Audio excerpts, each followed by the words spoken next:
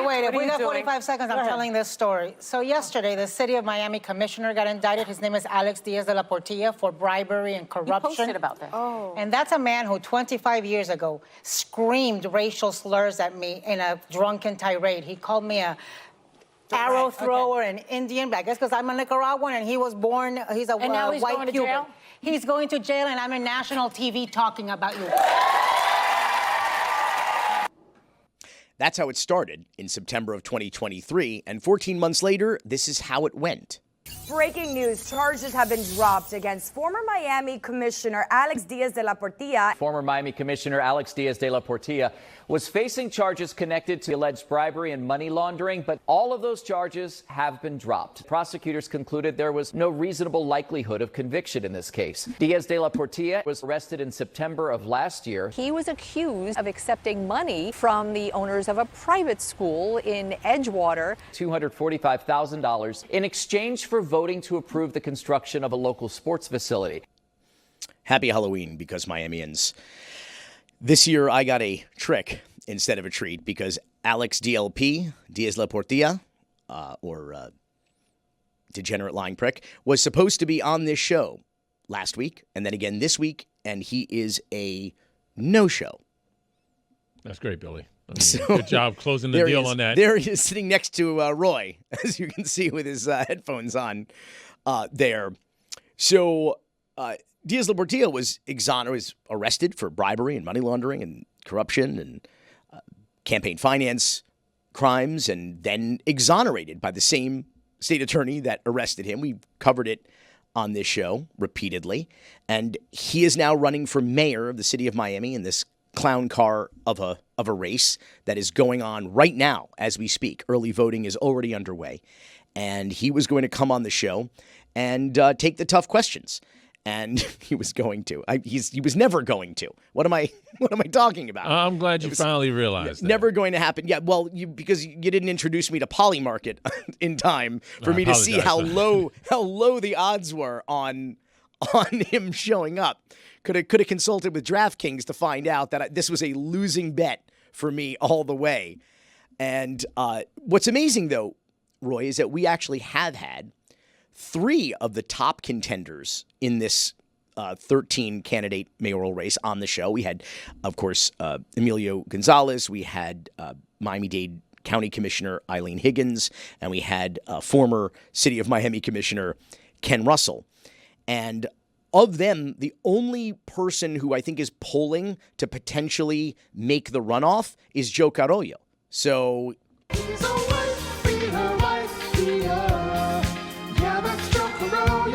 now, to be fair, Díaz La Portilla is not going to break double digits, I think. So I think he's in a race for, I don't know, 5th, 6th, 7th, 8th place, probably. But it was going to be interesting to talk with him. And because he is quite the character, as you can discern from the beginning of this program. I'm a little frustrated about this, although it was entirely predictable. But speaking of Joe Carollo, he's a wife. He's a wife. Oh, wow. I was going to make a joke that it was right on the tip of my tongue. It was right on the tip of my tongue. You have a governor somehow. What I have is very small. And it didn't, fortunately, it didn't escape my lips. But the headline this week is, no, Donald Trump hasn't endorsed Joe Carollo for mayor of Miami. He sent out a flyer, a mailer, entirely in Spanish, which is unusual because Donald Trump signed on March 1st of this year an executive order declaring English the official language of the United States. But this flyer shows a litany of pictures of Joe, some with his wife Marjorie, and, then not even candidate Donald Trump, because this was all back from Joe Carollo's days as he was the city manager in Doral for about 15 months before he got fired for trying to hijack the entire city from the mayor and the government who hired him. Again, it was kind of what did that mayor expect? Kind of what did I expect inviting a coup, DLP onto the program? I should have expected a coup. Oh, I expected nothing, and clearly Doral should have expected a coup. He's got this flyer. It says more than 25 years with President Trump defending our Republican principles and values. He's really pandering to his base. A lot of these guys, Díaz, Portilla, Carollo, and Emilio Gonzalez, are running what appears to be a Republican primary and really cannibalizing the kind of conservative vote here in the city of Miami. So it's an interesting tactic. But I will say that the New Times, their reporter Alex DeLuca, spoke with someone at the White House who said that despite the fact that these mailers look like an endorsement of some sort from the president of Joe Carollo, it is absolutely not the case. He is not endorsed or engaged in this race, is what the White House spokesperson said in an email. And but he sent these misleading flyers, of course, to Republican super voters all over the city of Miami. So, Roy, what is the state of the Miami mayor's race? Because as you know, is on his way out. He's been term limited. He tried to steal an extra year and hold on to power without the people voting on it, and he was unsuccessful thanks to Emilio Gonzalez's lawsuit. But what do you do? Because there are 13 candidates running for Miami mayor, and 40% of voters are undecided. What's the maximum amount of the percentage that you have to win? So that's the thing. By the way, the 40% of voters that are undecided, understandably so. Esto es un arroz con mango. And with it's too many people. It's like a Cheesecake Factory menu. Early voting is already underway, so it's time to make a tough decision. And to your point, Roy, it's most likely that no candidate will get the majority of the votes required to win outright on November 4th. And so the top two will face off in a December runoff election that will ultimately decide the mayor's race. So you got to vote now, and you got to vote again in December if you want to help pick the next mayor of Miami. But who the hell do you vote for? Right now, we're really just choosing the two people that will wind up in the runoff. And if you want what's best for Miami in this race, these are the candidates that you should hope make it through. And that is Emilio Gonzalez and Ken Russell. Now, what are the odds of that happening? Probably not great. So to be clear, I'm not picking winners here. I'm just saying if you want the best choice out of these 13 candidates, we didn't get to pick the candidates. We now have to pick from the candidates, from the talent pool here, shallow though it may be. And in my opinion, this choice in December is what's probably best for the city of Miami. Now, I've talked shit about both of these guys, but again, we're picking from the crop that we have.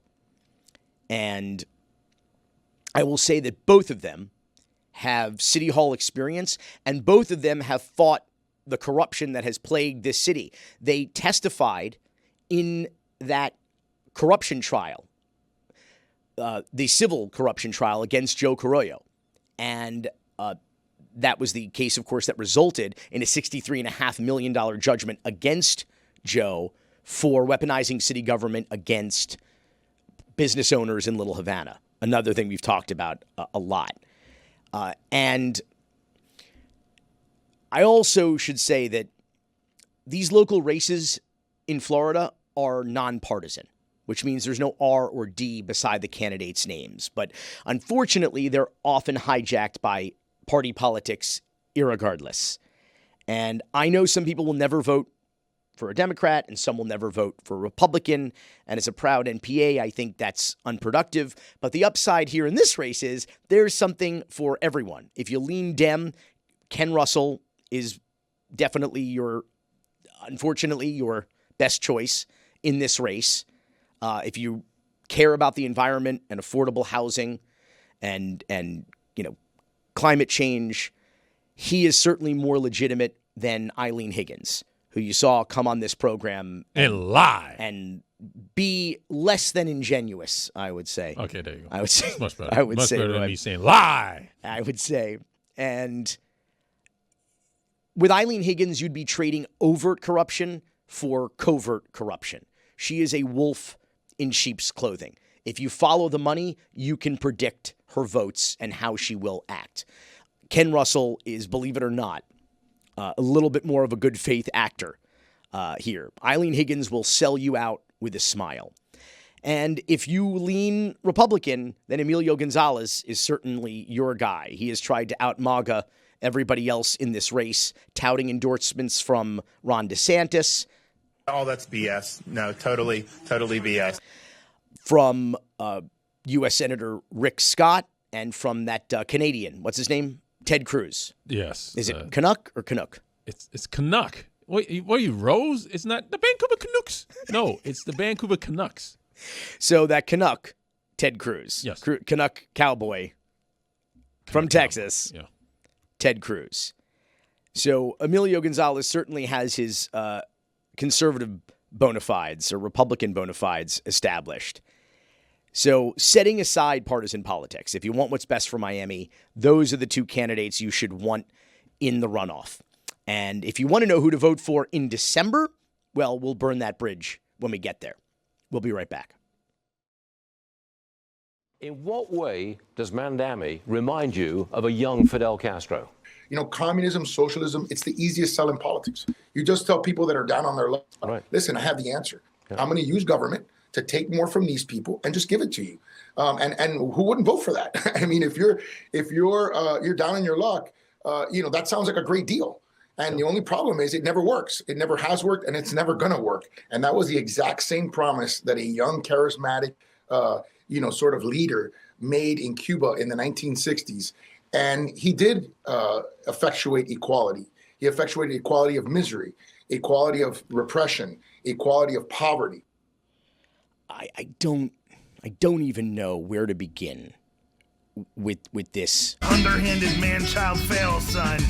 I mean, so this is outgoing Miami Mayor Francis Suarez reacting to the Poly Market report that in the New York mayor's race, Zohran Mamdani has like a 95% chance, 95% odds of winning this race. I don't know a lot about Mamdani. I don't follow the New York mayor's race that carefully because if it's not entirely clear.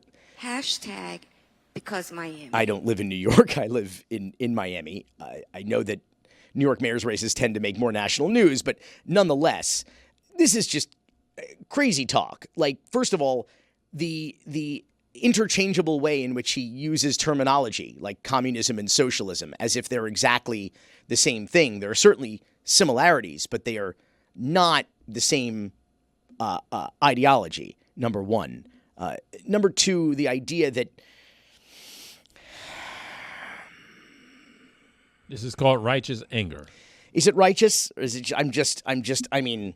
Only in the Banana Republic, baby. Only in Miami. Or maybe it's just anger. This idea that he's like Fidel Castro. Fidel Castro was a tyrant, a dictator, an authoritarian.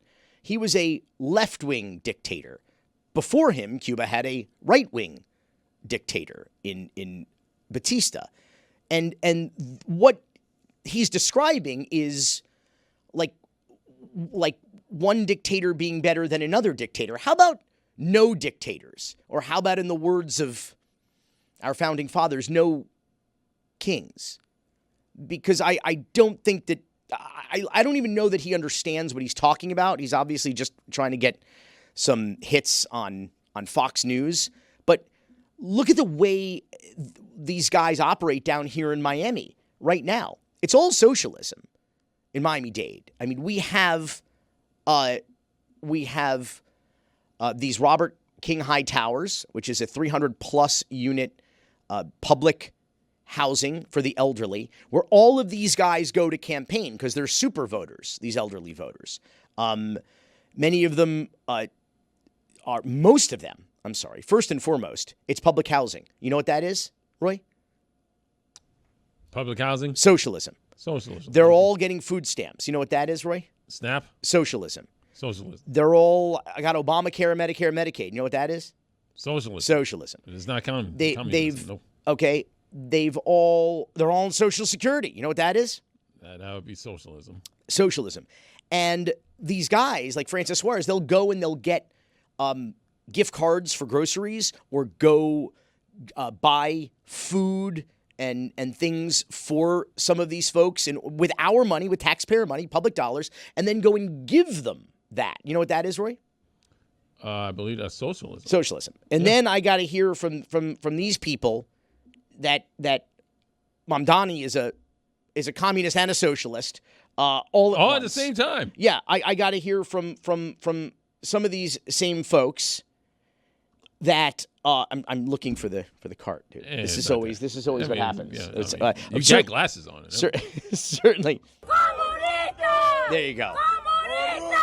Yeah, I will say I do vote against my own best interest, which is to say I vote to raise my taxes so that I can help people who need help in this country have an opportunity to live the American dream and to create opportunity for themselves and their families. And certainly, I think a society should be a civilized society. The richest country in the history of the world should be judged on how we treat our most vulnerable and infirm, our children, our elderly, our sick. And how long you been living here? I know it's pretty twisted. I don't believe that that's socialism. I believe that is capitalism creating opportunity. That is people paying their fair share to contribute to a society that has created these opportunities for us to succeed. Oh, Bernie. That's what I think. No, he's a democratic socialist, which to be fair, Mamdani says he says that he is not a communist. He's a democratic socialist. I'm not a democratic socialist. That is not my ideology. But the hypocrisy of someone of Miami Mamdani. Okay, that is Francis Suarez. Francis Suarez is Miami Mamdani. Not a bad name for the episode, by the way. Write that down. Write that. Ponzi Postalita, Miami Mamdani. I'm really loving the cutaways to our guest. I should interview our guest. Anyone listening is really not going to get the benefit of this sight gag here. We do these radio sight gags that we do on the program. But I just find the hypocrisy really telling and really frustrating. And Roy is now moving the mic over to what is a plastic Halloween decorative skeleton with cans on, with headphones on his head. And something tells me that he is more sober and engaging than DLP would have been. There we go. That was a wait. Who laughed? Roy, was that the skeleton? Hocus pocus. So I had that one. I had that one locked and loaded. Mr. Mayor, you're brilliant. You were super smart. So, speaking of socialism in Miami, a lot of Miami Cuban Trump supporters are super scared, bro. At Little Havana's Domino Park, fear among those we spoke with about the possibility that in just days, those who benefit from SNAP, a federal assistance program, might not get the benefits in November because of the government shutdown. Enrique Gonzalez, who's 79 years old, says he benefits from SNAP. $128 a month helps him a lot. He'll be greatly affected, he says, asking the president for help, reminding us Mr. Trump likely won the presidency because of Cubans here in South Florida. The senior citizens are almost going to starve. Almost 3 million Floridians could suddenly be without vital food assistance. This number includes over 1 million children, over 700,000 seniors, and over 250,000 Floridians with disabilities. So I think it's important to note, Roy, that Miami-Dade has the nation's highest share of elderly food assistance beneficiaries. Of the more than 215,000 households in the county, 3 out of 5 have one or more elderly member over 60. This is according to Miami Herald's analysis of data from the U.S. Agriculture Department. And as you heard, nearly 3 million Floridians may lose access to the Supplemental Nutrition Assistance Program, formerly known as food stamps, as soon as tomorrow. So we're just minutes away here from a lot of people going hungry. You have a lot of, you have the local Catholic charities. A lot of the food banks are working overtime. These are folks who already serve upwards of 600 seniors every month. And of those, I think, 40, 50, 60% of them already receive SNAP benefits. So to hear people talking about the possibility of going starving in, again, the richest country in the world, where we are spending $350 million, the price of like the Staples Center, is okay, to build the Epstein Ballroom, while a very serious conversation about Americans It's crypto.com arena going starving. Is it really? It'll always be. Yeah, they changed the It'll always be Staples Center. Yeah, yes, It'll always be Joe Robbie to me. It'll always be FTX Arena to me. Speaking of which, are you going to Francis Suarez's American Business Forum next week? Next week? No. Why not? It's right across the street, dude, at the FTX Arena. Because I don't want to. It's going to be quite. You're going to have the Argentinian president. Milei is going to be there. You're going to have Lionel Messi. Argentinian steakhouse. Donald Trump, Rafael Nadal. You're going to have Jamie Dimon. You have who else? There's all. It's quite. Rafa Nadal's going to be there. Yeah. Huh. Oh, now have I sold you a ticket? I think you can get some Diamond tickets for $10,000. This is not an event for Miamians. This is like some late stage capitalism kind of oligarch festival or something. Like OF. It's OF. It's the oligarch festival. Now, for everybody else in Miami, that's OnlyFans, because we are also, Roy, entrepreneurial and capitalist as we are the OnlyFans capital of the United States of America as well. And Bang Brothers. Which could also be why we're the Snap capital of the Bang Brothers. Can we get BBC? Bang Brothers Center? They tried. Yes, they offered like $10 million, I think. Didn't they? Yeah, and they didn't take it. They did not. The county did not take it. The BBC. I just like saying that over and over again. I'm sure the Brits love that. Brothers Center. Roy, you're not going to believe this. What's that, Billy? Turns out Miami has some waste, fraud, and abuse. You gotta be kidding me. Florida Doge came to town. If this was a business, the city of Miami would go bankrupt. Florida's chief financial officer says the city of Miami is burning through tax dollars. Blaise Ngoglia says the city's general fund skyrocketed past what it should be, even with taking population growth and inflation into account. The city of Miami blew past that number by $94 million. Ngoglia says his mission is to root out wasteful spending in local governments across the state as part of an effort for property tax reform, floating the idea of eliminating them altogether. And the city of Miami is the latest target, with its general fund increasing more than $358 million since fiscal year 2019. Government is taking your money and squandering it. Ngoglia says he's done similar audits in 8 local governments, uncovering more than $1.1 billion in wasteful spending this year alone. This feels like the meme with Spider-Man pointing at Spider-Man.